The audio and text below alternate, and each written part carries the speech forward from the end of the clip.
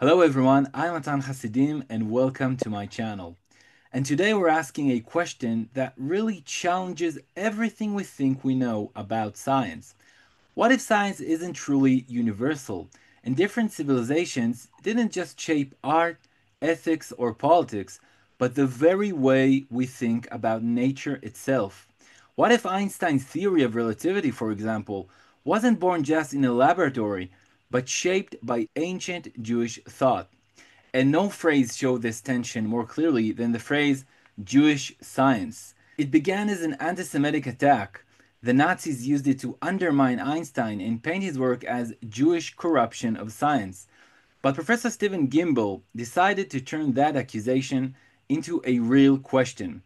So, in this conversation, we'll talk about science, culture, and identity, and ask another hard question: can Jews ever escape a Jewish way of thinking? So, my first guest today is, of course, Professor Stephen Gimbel from Gettysburg College in Pennsylvania. We'll be talking about his 2012 book, Einstein's Jewish Science: Physics and the Intersection of Politics and Religion. This is, of course, the Hebrew version of the book. Hello, Stephen. Hey, it's wonderful to be with you. Thank you very much. And I'm also very glad to welcome my second guest, a scholar and a friend exploring similar questions from a different angle. Professor Gad Yair from the Hebrew University of Jerusalem is the author of The Unruly Mind and many other works that look at how culture shapes our way of thinking. Hello, Gadi. Hello, good evening. So, Stephen, let's start with several questions about the main theses of your book. In one of your interviews, you said that many publishers turned down your book just because of its title. They were afraid of the phrase Jewish science, a phrase that once used by the Nazis to attack Einstein, as I said before. Right. When did it hit you that this provocative idea wasn't just controversial, but actually worth a serious intellectual investigation? Well, the way this project came about was kind of fun. I have a colleague here at Gettysburg, Stephen Stern, who is the chair of our Jewish Studies program. And he's trained in philosophy. And he came into my office and started talking, as he does. And he was arguing that the way we teach ethics in most universities is Christian centric, that we go through the usual utilitarian and deontological readings. And he said, Jewish ethics is a fundamentally different approach, right? It's inherently dialogic. It's conversational. If you go, to the Talmud, right, the idea is there is always this inherent discussion amongst smart people who will see things differently. And it's through hashing out the differences in insightful ways of seeing something that ethical insights come about. And as he was describing the Talmudic approach to ethics, I looked at him because I'm a philosopher of physics. I said, that's actually fairly similar to the way Einstein reasoned. And then something very unusual happened, which is Stephen stopped talking. But at that moment, we realized, wait a minute. And I explained, look, when you look at a lot of Einstein's most important articles, they start with a thought experiment. So he'll set up some easily picturable physical situation, and he'll show how it's describable in two very different ways that ought to be different, but turn out to be just different ways of seeing the same thing. And so when we realized, wait a minute, there is this odd way of sort of mapping Einstein's thought into traditional Jewish thought, the second thought that hit us both was, wait a minute, he didn't have tenure yet. There might be an article here. And so the two of us started playing with the idea, and it came out in an article that we co-wrote, and then I turned it into the larger book-length treatment that you thankfully have read. So, if we accept the idea of Jewish science, what does that mean for the idea that science is universal? We're gonna go back afterwards to Einstein, the Jewish particular story, of course, but just this is the question that really important here. Yes. So the claim is not that every culture has its own sort of science, right? There is a world, and science describes how that world acts. Now, it's an interesting philosophical question whether those descriptions should be taken as literally true of an underlying structure of the universe or whether they're just useful tools. But the fact is, science is, in a deep sense, objective. But what's more important is that science is created by scientists, and scientists are human beings, which you might doubt if you have lunch with several of them. But the idea is that people come from places, people come from backgrounds, people come from historical locatedness, and why they think what they think is often influenced by who they are and where they're from. And so there was a question that, if you think of Einstein's special theory of relativity in 1905, clearly there were other people nibbling around the edges, right? Heinrich Lorentz or Henri Poincaré, right? Why was it Einstein? And you had this run of Nobel laureates who, you had 2% of the population winning this absurd number of Nobel Prizes in science.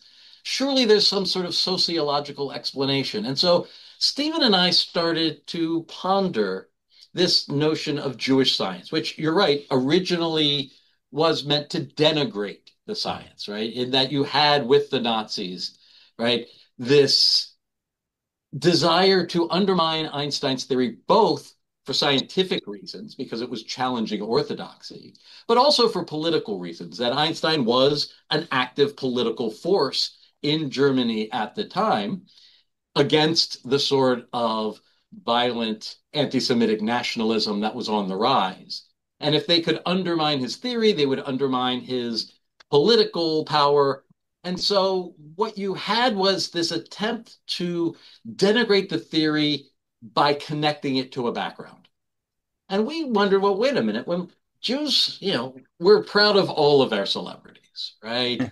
We love naming, anytime a name comes up in conversation, he's Jewish. But there's one person you never, ever have to say that about, and that's Einstein. Everyone loves Einstein, but Jews really love Einstein. And so is there some way, we were wondering, is there some possibility of finding something that connects his Jewishness to the science that he did? If not, is it just that he randomly just happens to be Jewish? Or could we invert the insult and use it in a certain sense as a point of pride? Is there a way in which we can look at the science as Einstein did and say, there is something about his Jewishness that had some influence? Not that there is going to be one set of laws of nature for people of this background and others for that. But the fact is, science is created by people. So could this element of his identity have played any role in what ended up being one of the most revolutionary thoughts in the history of humanity? Tan, I wish to Yeah. interject for a moment. Yes, okay. If you go to Prague and you travel the Old Town Square, you see a plaque on the wall that Einstein visited here. But Martin Buber also visited Prague and gave very famous talks about Judaism influencing Kafka, for example. So there was this environment of Jews speaking about the uniqueness of Judaism in some way. And, Martin Buber is famous for the dialogue, right? Right. So I wanted to have your thought about going back to the Gemara, because Buber, is the voice of dialogue in Jewish tradition, come philosophy. So I wanted to have your thoughts on that. Oh, goodness. So I have to tell two stories. One is that Einstein, as a younger professor, did teach for a very brief time in Prague, where he was within the same social circle as Kafka. So they knew each other, which, goodness, I mean, could you imagine those conversations? Yeah. But he ends up leaving Prague because of the bigotry. And what's interesting is there was some anti-Semitism, but his wife was a Serb. And she was feeling the bigotry as much or more than he was. And so she wanted them to go back to Switzerland, which was much more cosmopolitan. And ultimately he does. But the relationship with Buber is fascinating. That, again, Einstein and Buber were dear friends. And we know, especially from the diary of Buber's housekeeper, that Einstein was a not infrequent dinner guest. Hmm. And here you have, in a certain sense, two opposites, right? On the one hand, you have Einstein, the arch modernist, right? Who, in his political views, in his scientific views, in his theological views, is very much, you know, finishing the Enlightenment project. And then you have Buber, who is really trying to fight against modernism to save Judaism. And so the two of them, I mean, two of the greatest talkers in human history, are sitting down over dinner, having conversations. And what's interesting is in one of his talks, Einstein sets out what he says are the two criteria for what it is to be a Jew. And one of them is a sense of awe and wonder at the universe. And the second is that it's an ethic based on empathy.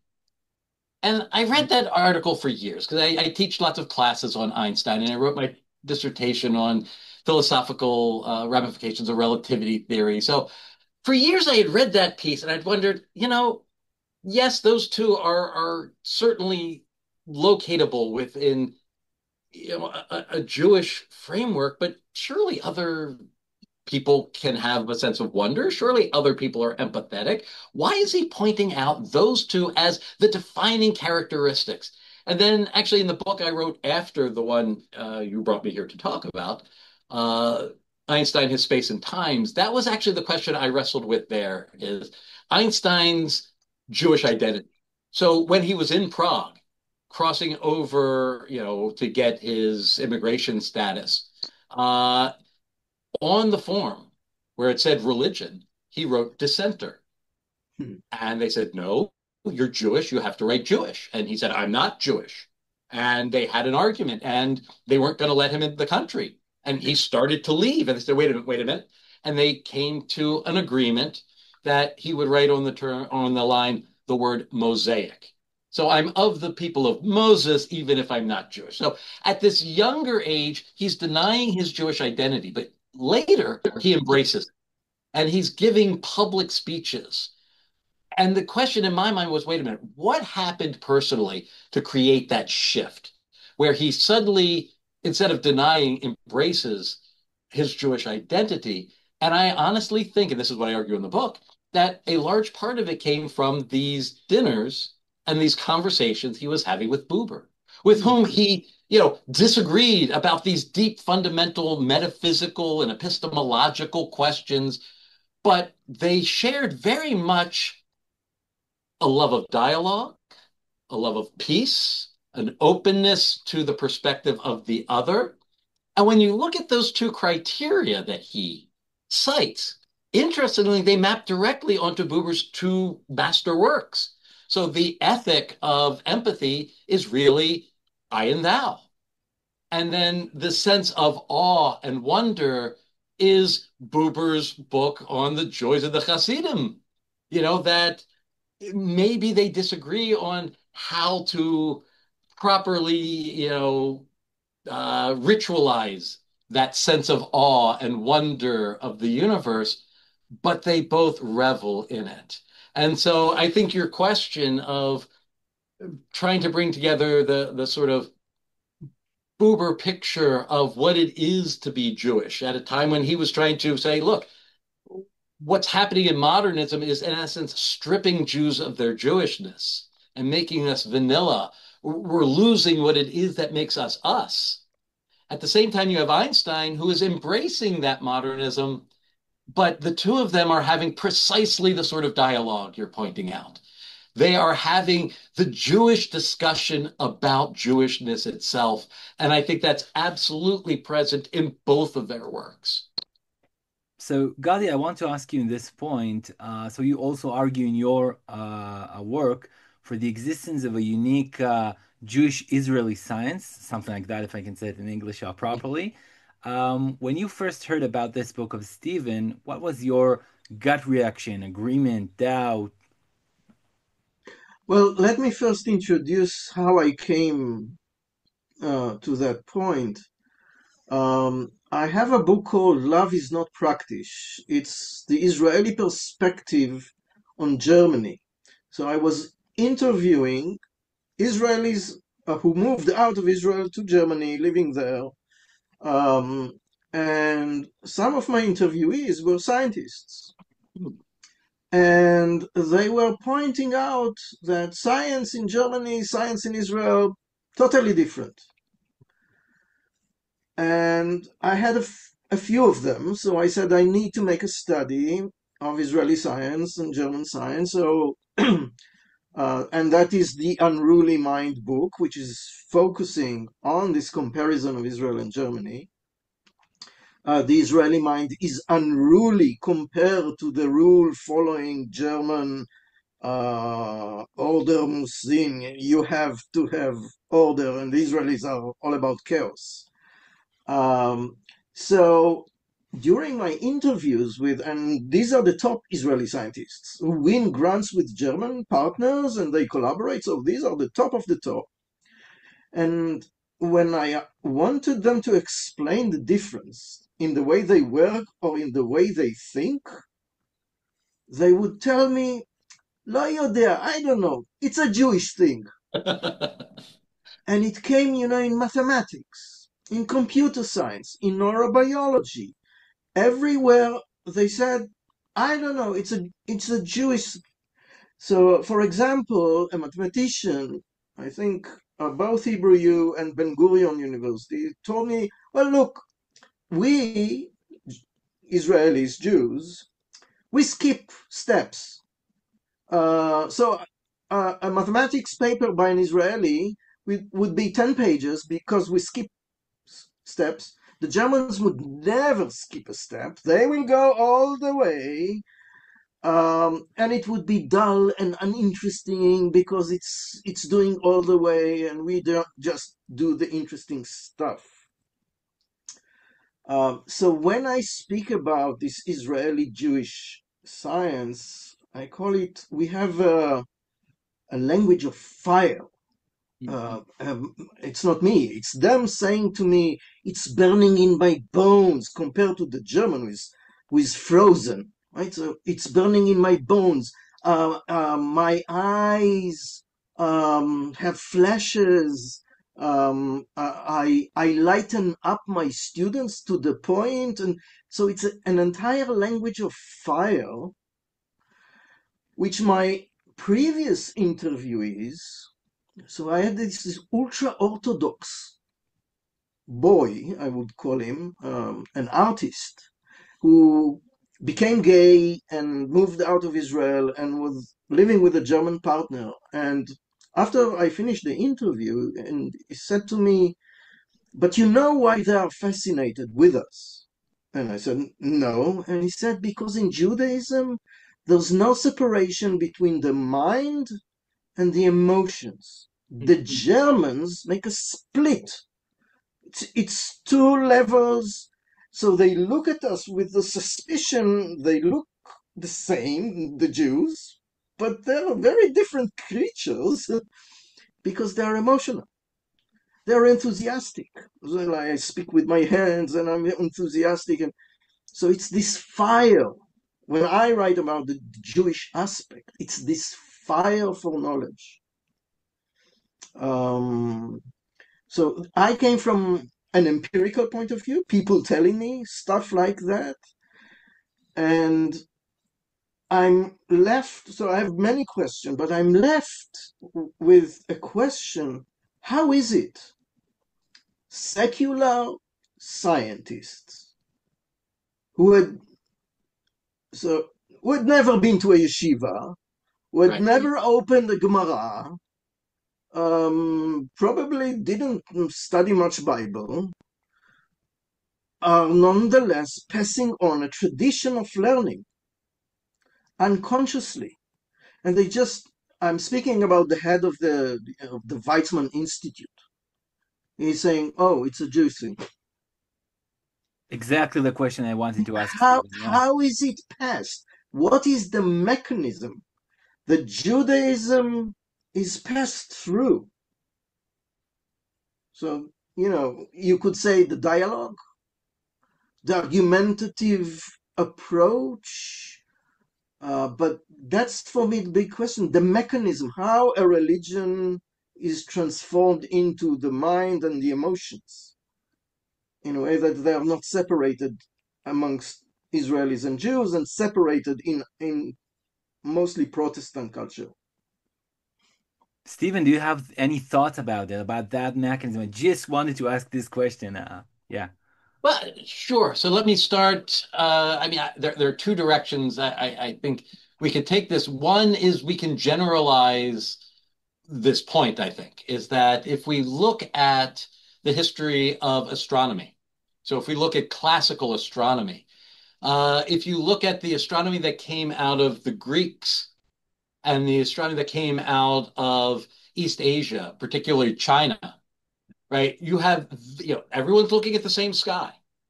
But where you have from the Chinese a Taoist perspective in which you have yin and yang, you have different forces that are pushing against each other, and you have inherently a chaotic metaphysic, right? That the universe is always in flux. And so what you see in the early ancient Chinese astronomers is a focus on comets, asteroids, unusual occurrences within the cosmos. And so you really see an attempt to understand the anomalies.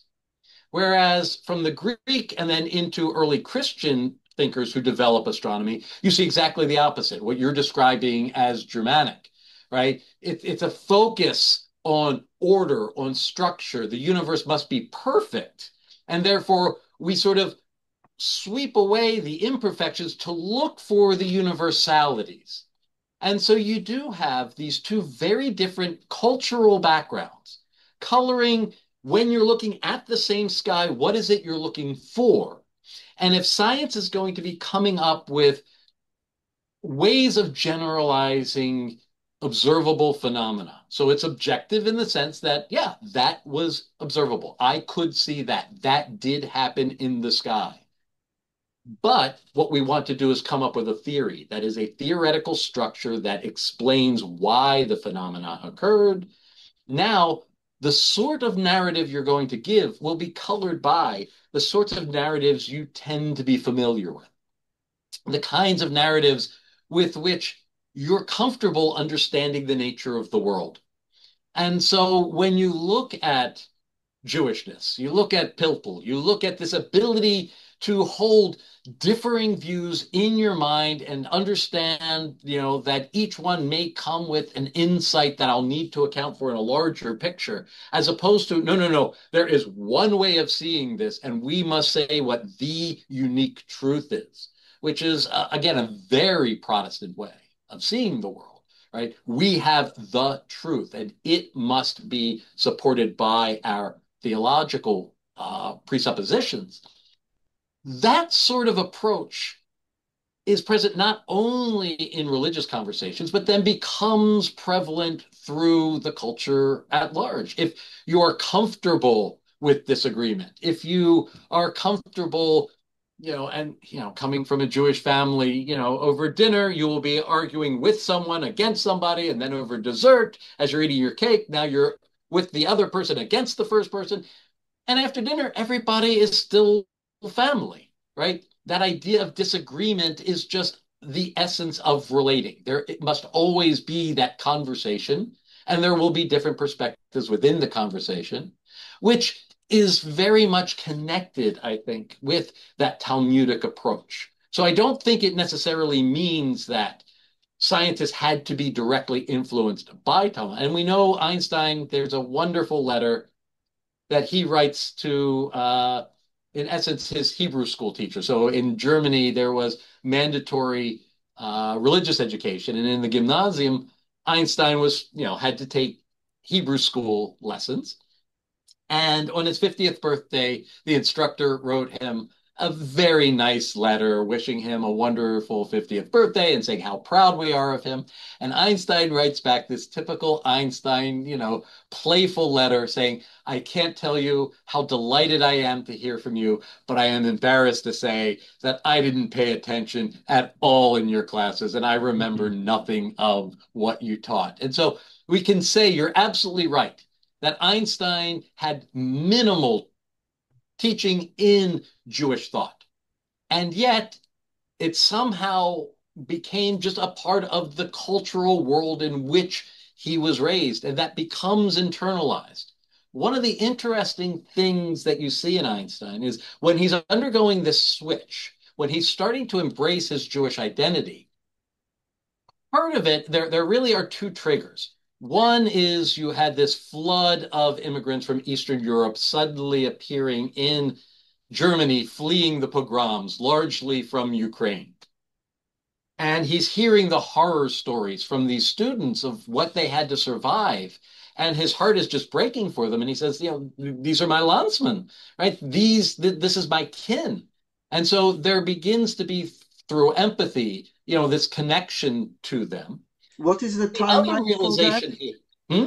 What is the timeline? When was it that he? So at this point, he is back in Berlin. He moves back to Berlin in 1914. So he leaves, basically, he runs away from high school, ends up in Switzerland to do his undergraduate work. Then he goes ultimately to the patent office. Then he becomes a scientist, ends up in Prague for a year, then moves back to Switzerland. Then in 1914, returns to Germany. It was while he was there between the world wars that you had this, flood of Jewish immigrants being run out of the Yiddish-speaking areas. And the German, he was welcoming them into his classes, and the German students rioted, saying they're taking up our seats. And so they were yelling and screaming, and he couldn't give his lecture. So he went to them and said, you know what? Come to my house in the evening. And he hosted them and gave them private physics lessons. And it was there that he would hear their stories and, said, these are my people. But then the second thing is here he is back in Germany, and he's at this point, gaining some measure of fame. And so he has lots of people who wanted to be friends with him. And he says that he just feels different with his Jewish friends. It's not that he loves his Jewish friends more than he loves his non-Jewish friends, but they laugh at the same jokes. There's a certain orientation towards being. And it was there that he realized that, and he was someone who hated nationalism. He hated anything which divided people. And so he was hesitant to identify with a group in any way. But he says, it just feels different when I'm with my Jewish friends. And so there was just this lived experience of self that clearly was not connected with any sort of religious belief, but was so deeply embedded in his nature that even someone who actively tried not to be Jewish, in the end, had to admit to himself, you know what? This is just who I am. So you're right. The really interesting question is how does it move from, sort of a religious argumentative structure into a larger sociological sense of self, which really is intrinsic to members of that community. And I think you're absolutely right. Does shape how science is done. Now, it doesn't mean, the world is the way the world is. And in the lab, it's either going to, be falsified or verified. But the scientists are people. And the strength or the way of thinking that leads them to solve problems when confronted with problems absolutely has to be colored by who they are. Let me push. Okay? Einstein is both Jewish and German. Yeah. From my point of view, his Germanness Ooh. should heavily influence him And I'll give you two anecdotes. One of them is by a Bible scholar, and she says to me, the way her German colleagues read the Bible is sentence by sentence by sentence, like layer by layer by layer.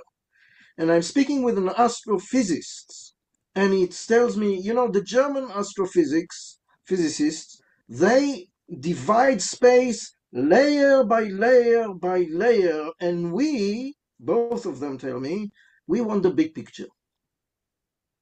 Okay? So how come if Germans are so determined, like the Israelis are so determined, how come Einstein was able to, or was he able to get away from his Germanness?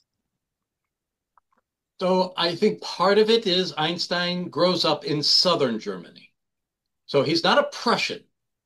He's raised in the Munich area, and it's much more Catholic. He was actually sent to a Catholic elementary school.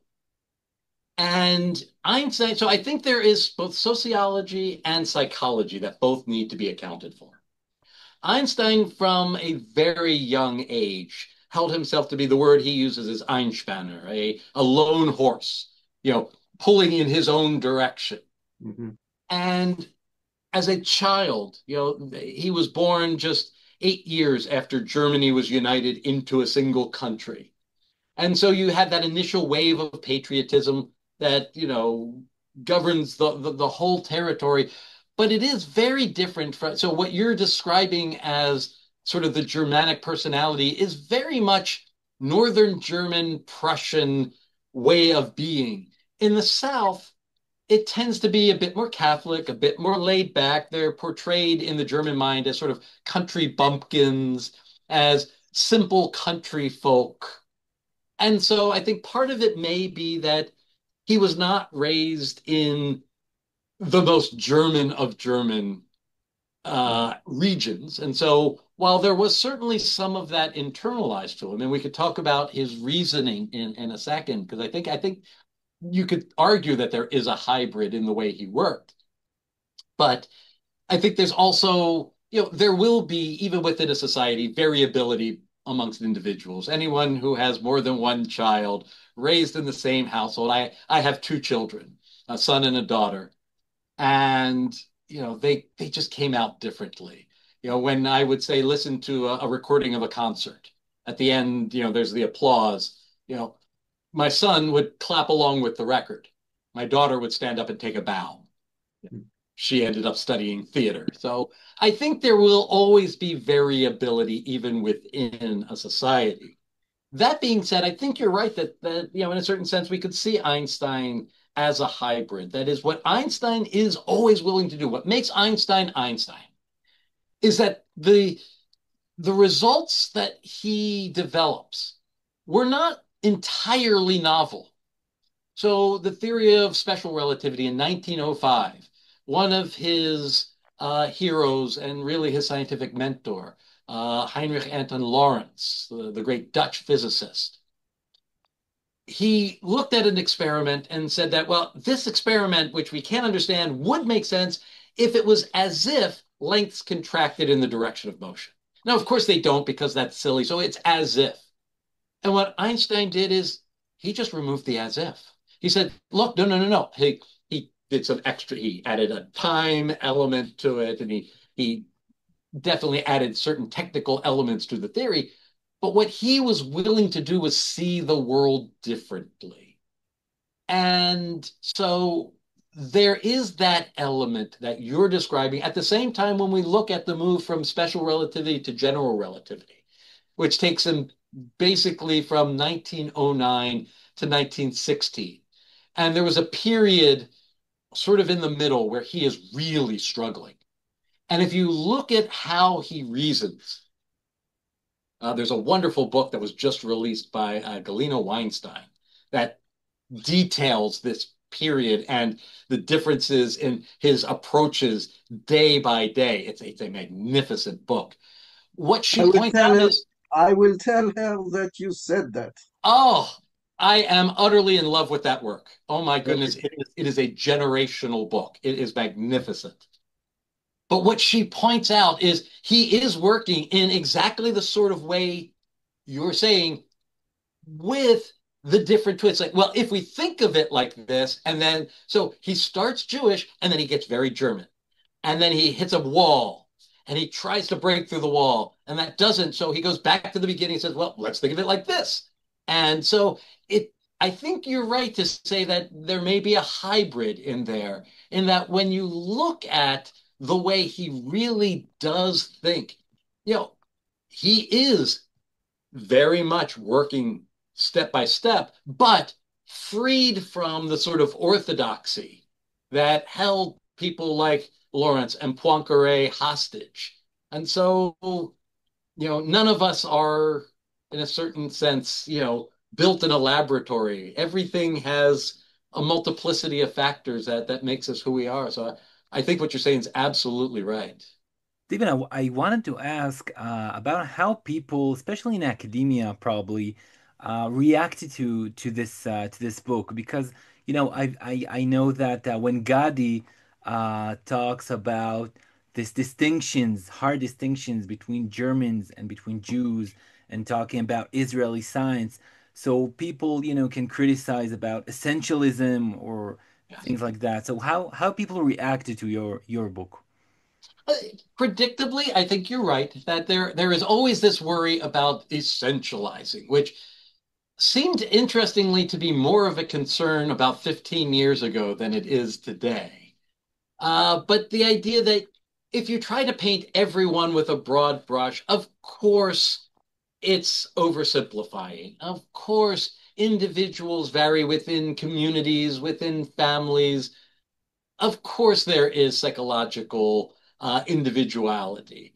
At the same time, surely we can't deny that there are these sociological regularities that when you look at different cultures, when you look at institutional structures, when you look at distributions of power, when you look at family institutions and how people are raised, and this the sort of ways of living that get sort of ingrained within one, it seems like removing sociology from the discussion of the history of science is problematic. And it is a fine line. And that I think that's the balancing act. On the one hand, you can't be too sociological and say it's all, and this I think, what was big back in the 1990s with postmodernism, that everything is merely social construct. On the other hand, the idea that sociology plays no role, I think sort of went out in the 1950s. Okay, of course we need to be able to look at the work of Newton and say, how could you not understand how Newton did the thinking that Newton did as a Christian, and Descartes as a Catholic? Of course, that's going to lead them to think in certain ways. And so I think there's a difference between the philosopher of science Hans Reichenbach, who was half Jewish and German, distinguished between the context of discovery, how scientists come up with their ideas, and the context of justification, why it is we believe this idea as opposed to that idea. And when we're looking at the biographical history of scientists, now we're looking at the context of discovery, which is much more psychological and sociological, where the context of justification, should I believe that smoking causes cancer? Should I believe that the burning of fossil fuels contributes to global warming? Right? Those are questions of objective fact, and we should go where the evidence leads us. But how did we come up with the hypotheses that led to the confirmation? And it seems, and this is, I think, what you need to make clear is, how could that, coming from a human mind, not be influenced by the other elements that influence the shaping of that human mind? Let me push Matan's point on essentialism here. When I arrived for my sabbatical at MIT, it was after my Love is Not Practice book, and I already interviewed the Israeli and German scientists, so I was, and the draft for the book, The Unruly Mind, was there. So I say, okay, the mind is a brain, it's unruly, therefore, if I put it in an MRI machine, I will see the Israeli Jewish mind, and I get 20 PhD German students into MRI, it will be slow. So I pose the question to my colleague at MIT, and they freeze. Silence. Please comment on that. Well, the silence comes from a fear, and that fear is historically based. If we look at the people who have generally leaned on the sociological or reduced it, in essence, to the biological, historically, they have done so for morally problematic reasons. Is that we have a history of white nationalism. We have a history of Christo-fascism. We have a history of groups in power using that power in order to not only diminish other people socially, but also trying to do it biologically. The zoologist Stephen Jay Gould has a wonderful book called The Mismeasure of Man, where he documents case after case of IQ tests, which were either rigged in order to show that the power, the group in power had to be more intelligent to try to justify eugenics. And so we exist in a history where the attempt to answer what is actually, if we ask it honestly, a legitimate question has often been asked for dishonest reasons. And so when somebody asks that question, you often have to stop and go, okay, who is this person? Do I know them well enough to know whether it's being asked in good faith or whether this person, is trying to do these awful things that could lead to genocide? And so, especially in America, especially probably at the period where you were over here, that was something that would make people very nervous because they didn't want to be associated with what we're now seeing as a rampant sort of white nationalism. And so there is a political explanation as to why people would have been made very nervous about even asking the question. But it is a perfectly reasonable question to ask. And I think one of the things where I think you correctly pushed against me is I tried to draw a neat distinction between how they come up with and how they test. But often the testing is done within a culture. And so if you look at science departments at the Hebrew University versus science departments at, say, the Max Planck Institute, you are likely to see, right? Science is done in a culture. And the dominant culture will affect how, power structures, how things are done, and so I think you're right that in some sense, the sociological will have profound differences. Now, no matter where that university is, those results will have to be presented at global conferences with scholars from around the world and this is, I think, one of the wonderful things about science is that it comes from perspectives, but is part of almost a Buber-like conversation of a multiplicity of perspectives, which is what allows the kernel of objectivity to ultimately emerge.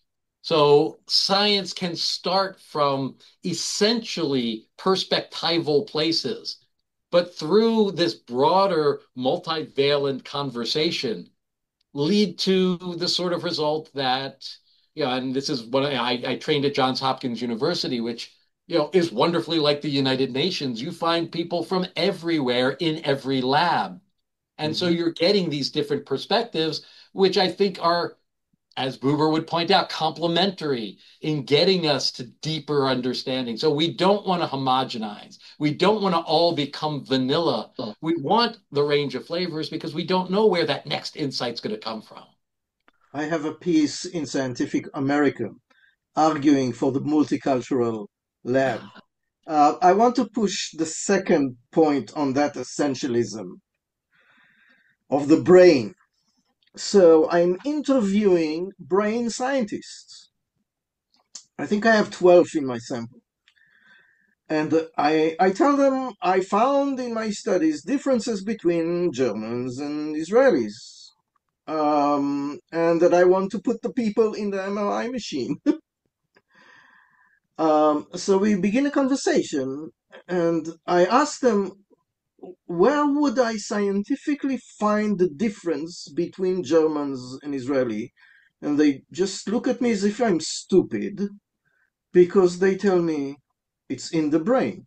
And they point to their foot and they say, what do you think? That the difference between Jews or Israelis and Germans are in the foot, are in the stomach? Everything is in the brain.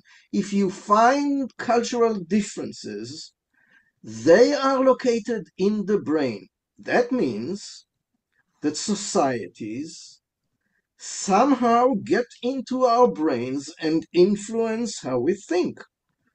Um, in sociology, this is a horrendous point to make. For the neurobiologist, it was truism. This is life. This is how it is. It's basic. So here's another reaction for you.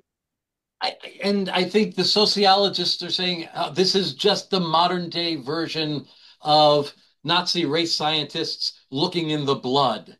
Yeah. And so that I think is what is behind their reticence, whereas the neuroscientists are being very reductive about humanity. And, I don't think it is absurd to look in the stomach because, the gut is clearly connected. And so, maybe having chicken soup does cause a difference in the neurology. I don't know.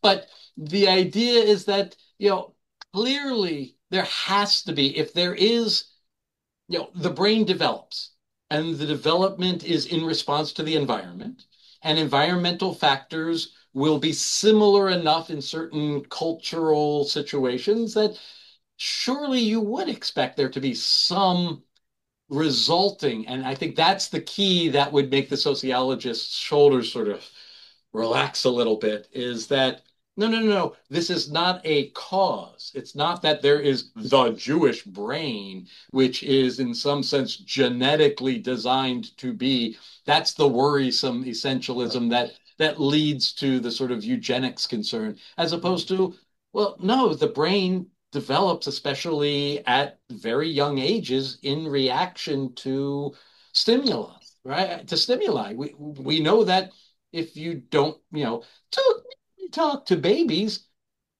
the brain does not develop properly. Mhm. And so, of course, these larger cultural practices are going to have neurological effects. And so, if you read the neurology in a certain sense as the effect and not the cause, I think then the worry they had would be to a large degree deflated. Stephen, I have a question that I wanted to raise earlier, but you just talked so interesting. I didn't want to interrupt. I'm sorry, I'm a philosopher. It's a question of, I'm a religious person, so I want to ask a question. Some historians, mainly Tom Holland recently, very famous, argue that modern science was born in the West partly because the biblical worldview made people believe that universe is governed by universal laws. You touched about it earlier. So, for example, in modern physics, there is a common assumption that a physical law is valid everywhere in the universe, but this idea was not at all obvious to the ancient Greek scientists. So when Einstein was asked how we know that such uniformity actually exists in reality, he answered, "Well, this it's a belief." So maybe it's quite likely that this belief has its roots in the Torah. As a non-religious thinker, I guess, what do you make of all that? I think there is certainly something very profoundly true about that. And it's, I think, even more so when we look back a couple centuries. So if you look at the Enlightenment, when you see the scientific revolution occurring, it is very much connected with the rise of Protestantism. And so when you look at, traditional scientific belief, right, you have, the ancient Greeks, you have their writings largely lost. They're translated into Arabic and then ultimately make their way back to the West. You have Thomas Aquinas, who champions Aristotle. And for political reasons, then Aristotle becomes absolute doctrine for the Catholic Church. And so for centuries, you had all of science had to be what came out of Aristotle. And then once you have the Protestant Reformation, now suddenly you have political pressure between the Protestants and the Catholics. And you have the Pope, with a sense of infallibility about anything doctrinal. And the Pope says that Aristotle is correct. And so when Protestants could show any way in which the Aristotelian worldview was false using evidence, they were not only making scientific advances, they were also showing the Pope's fallibility, which showed that he wasn't talking directly to God. And so it became science became a pawn in a religious game. And so you start to see science pictured. So in the West, you have this idea of a perfect God creating a perfect universe, and a perfect universe would have to be beautiful, elegant. And so you're looking for the universal. There's no doubt that the Christian worldview shaped that. And that you have within this fracture in Christianity is responsible in large part for the rapid development of science, because it was both a scientific advance and a religious shot against their enemy. But you also had the monarchies tended to be grounded in the Catholic Church. The democracies tended to be, and so it becomes a political weapon. And so science is a we think of it now as sort of this sterile, objective study that is done in people with white lab coats. No, it's definitely part of the messiness of all of human history and human elements.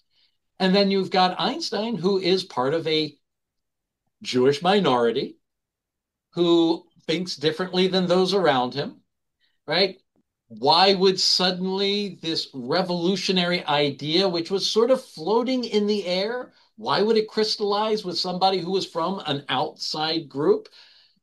Because what does it do? Well, I mean, in essence, at the end of the 19th century, you had a conflict between two theories. We had Newton's theory, which accounted for gravitation and motion. And then you had Maxwell's theory, which accounted for electricity, magnetism, and light. And that seemed to be everything, which meant physics was pretty much done, except the two theories couldn't work together. And so everyone thought, well, one of them is Newton. Clearly, he must be correct. So they were trying to Newtonianize Maxwell. Einstein was the one who said, no, why don't we Maxwellize Newton? And the idea of giving up Newton was just abhorrent to most people.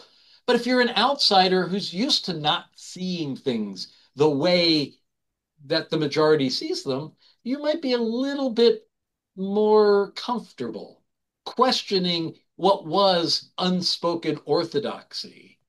And so I think, the idea that his Jewishness played a part in his willingness to see things differently as someone who is an outsider, as someone who knows he's seeing things differently. Like I mentioned that he had gone to elementary school, to grade school, grammar school, at a Catholic school where he was the only Jewish kid. And so he grew up with this sense of being an outsider, of being different, of being picked on and having to have an inner strength to assert his being. And did that shape his brain? Probably. Did he have an ingrained sense of being a bit of a rebel? Probably. But I don't think that we can discount the religious sociological if we want a complete causal story of why he was the one who came up with the theory. So I want to push forward. You mentioned that we are very proud in every achievement by a Jew or an Israeli, and we know that Nobel laureates, a quarter of them, are Jews. That's way beyond. It's 100 times more than expected, something like that. So one question, I think, is it the motivation? Are Jews motivated, like in my fiery mind? Is it the Jewish mother who pushes to excellence? So I'm getting back to the mechanism. So we have a phenomena which is very exceptional, and I'm asking the question: what is the mechanism of this exceptionality? That's one. Israelis are half of the Jews in the world.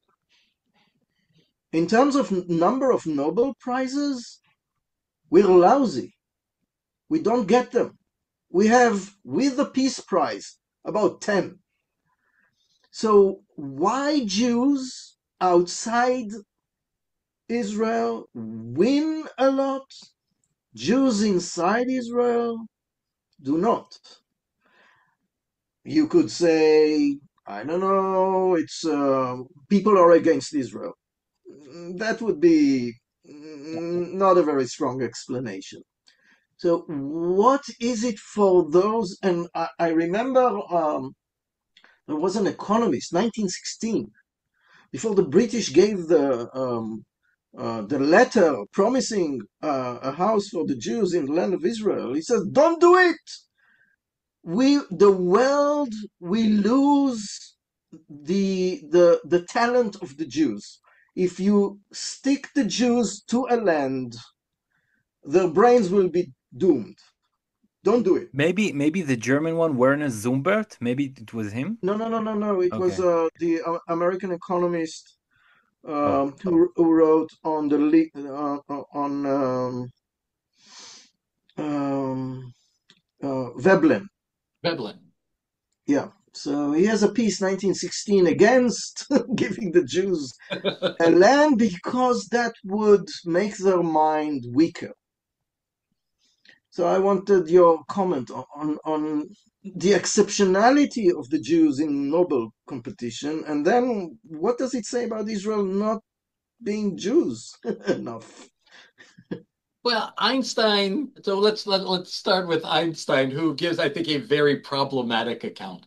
So for Einstein, he had very complicated feelings about Israel, but the one thing that really had his heart was the Hebrew University.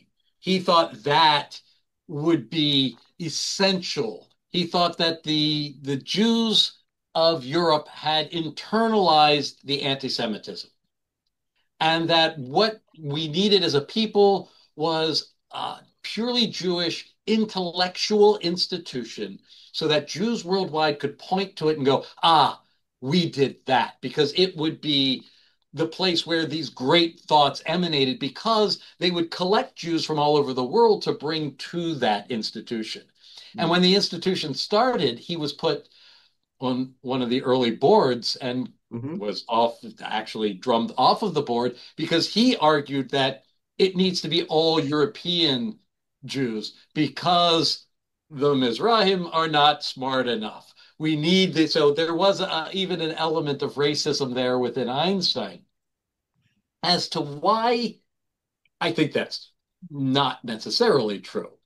But why you're seeing more Nobel Prizes from Jews outside of, I again, this is purely armchair sociology. Mm-hmm. I'm not a sociologist, and this would require, deep study. But it seems to me that there is, in a certain sense, in being an outsider. W.E.B. Du Bois talks about a double consciousness, Mm-hmm. right? That when you are a member of a minority, you have to see the world in two different ways. You see it through your own perspective, but you have to learn to see it as those in power see it. And there is a certain advantage to being able to see, when you have two eyes, that's how you see depth. If you're seeing the world through two different perspectives, you have a certain cognitive flexibility. You have different ways of thinking that you can synthesize, which could give rise to the sorts of insights that create revolutionary science. Whereas, as I think Veblen was saying, that if you grow up where you are part of the power structure, you then only have monovision, and you're less likely to find that depth. You're less likely to see things in this new and interesting way because A, you don't have something to prove in the way an outsider does, but you also don't have the advantage of this sort of multi-perspectival way of being in the world. So again, it would take a lot of study to justify any inference there. But if I had to start someplace, that's probably where I would start. And that's very interesting, because if you go back to the history of sociology, Georg Simmel, another German Jew, the most famous essay of him is The Stranger, right, and the mind of the stranger, basically being inside and outside at the same time. right. And it's a dialogical point of view similar to Buber, because he was Buber's teacher. Gadi, maybe I'm just saying something. Let's now move to our last note about the Jewish minority today in the academia in the United States. And That's maybe if where you I'm want to going. just... Yeah. Great, great. We had a survey after October 7 for Israelis living outside of Israel. And we wanted to make a presentation of the results in the US. So I touched base with my home MIT. And we have this talk between MIT faculty and us in Israel. And one of them, nuclear physicist, during the conversation tells us, you don't understand what is going on for Jews and Israelis in the US. In 10 years, there would be no Jewish professor at MIT. This is how bad the situation is. We were shocked. He was speaking seriously. So we wanted to have your comment on that shocking experience, because in Israel we are tenured. We're not afraid of anyone other than if Hamas is knocking on the roof or something. But we don't. People here never took their mezuzah off. People here never took their Magen David, the yarmulke, and the voices we heard from Jews all over the world was fear, anxiety. Holocaust is coming back. 1933 is coming back.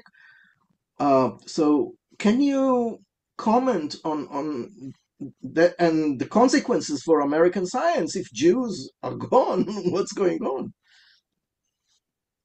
I think the concern is legitimate, but I think it is also, to a degree, overblown. It is, I'm, 30 years in academia. And so I think it is without doubt the most difficult time to be a Jewish academic of my life.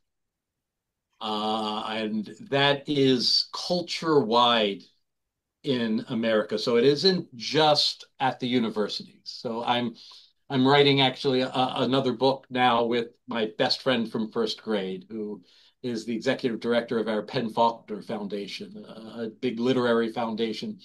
And the book is on Jewish American comedy as a means of establishing American identity for Jews. And so we've been interviewing a whole range of Jewish comedians. And we interviewed Judy Gold, who's an American Jewish lesbian comedian, who said at one point in our interview that it is more difficult now to be a Jewish entertainer than it was to be a queer entertainer in the 90s. That, the hatred of the community now towards Jews, even from those, and she's an activist. And so she would, for any cause, for any oppressed people, she was out there helping to raise money, to raise awareness. And the people she worked for are now turning their back on her. And she was very angry, using language I won't use on your podcast. So the point is that, is it present in academia? I think to some degree it certainly is. Is it present in the larger community? I think it certainly is. Do I think there will still be Jewish professors in 15 years? I think there absolutely will be. I think there is a wave of anti-Semitism. There's always structural anti-Semitism. It is always present. I think it is absolutely worse at the moment, but I think that it is something that will be part, and again, maybe I'm being Pollyanna, maybe I'm being naive, but I think, following Buber, that this will be a conversation and that we will be seen again as a thou and not an it. I think, that, and maybe, I have a daughter who is looking to be an academic. And so maybe this is a father speaking from a hope rather than a scholar speaking with evidence. But that it was a moment that hopefully is receding, that there is an awareness of the rising of the anti-Semitism that hopefully is creating a backlash in terms of its effect on science long term. I mean, we're having other governmental issues with science funding that I think will influence science long term, that basically is a bigger variable than the anti-Semitism. I think that, the quality scientists will find jobs because, institutions elsewhere, in the same way that, a whole range of German Jewish scientists were welcomed in Turkey, were welcomed in the United States, in Britain. And so if it were to get that bad, and I don't think it has gotten that bad, it has gotten worrisome, but I don't think it has gotten to the point of panic. And so my hope, and again, this may be naive, is that we have weathered the worst of it. But again, if you want to bet on sports, I'm not the person to ask for a recommendation. If you're asking for my bet in terms of political election prediction, I'm not the person you want to ask. So I will hedge my answer with that. Okay, I want to close with a story. When I was closing my book, The Unruly Mind, comparing Israeli and German scientists, and I was quoting Einstein quite a bit,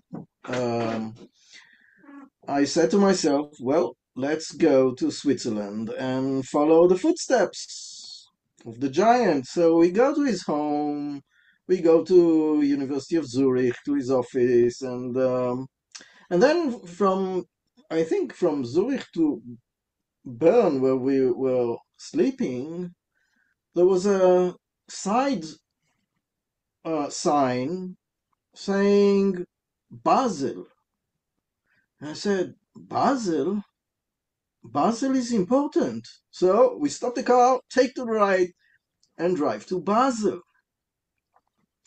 And we get to the hotel where Herzl was standing on the balcony, and I take myself a photograph of me on the balcony, posing like Herzl. And for me, this conjunction between Einstein and Herzl, this is how I ended my book. This is how the story ends. Einstein helped the Zionist project. He was important for launching Hebrew University. I think he gave the first talk at Hebrew U, and then went to the US to collect money for the university. Right. But then he disagreed to be the first president of the state of Israel. So if you can make a comment about this one more anecdotal encounter between Herzl this time and Einstein, I'll be happy. And Herzl was aware that Einstein was not an Orthodox Zionist because he had problems with any sort of nationalism. And his fear was that Jewish nationalism would strip away all of the insight that came from being the outsider. But he did believe that a Jewish university, and you're right, that is what he raised money for, because he thought that if there was a safe place for Jewish intellectuals to do their writing, to do their research, that it would create these wonderful breakthroughs that would lead to global Jewish pride, and that it's in our ability to think differently, it's in our ability to see the world differently that we could assert the value of being who we are. And so he described himself on that trip as being a prized ox at the fair that was trotted out to be seen. But for him, he was willing to do it because he was so dedicated to the idea that Jewish scholars could produce such wonderful advances that all of humanity would then say, ah, these wonderful people. And so the hope is that, this conversation, that those of us who write books may be part of Einstein's vision. Yeah, I think they both believe in Ki Mitzion Tetzeh Torah. That's the essence of it.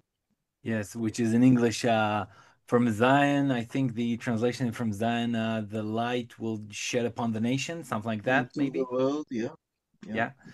So, Professor Gadieri, thank you very, very much. Professor Gimbel, first of all, I pray for you that everything's gonna be okay in the university, and whether things are go bad or whether everything just go fine, you always have a home here in Israel. We're gonna uh, gladly see you here. So thank you very much both. It was really, really fascinating. I think I'm gonna listen to it like 2 or 3 times more just to grasp with it a little Yeah, I bit. think Thank you very, very much. we cracked open the Jewish brain. Exactly, Well, exactly. mine is certainly feeling it. Thank you Thank very you very much, guys. much. Thank you very much. Thank you. Bye bye.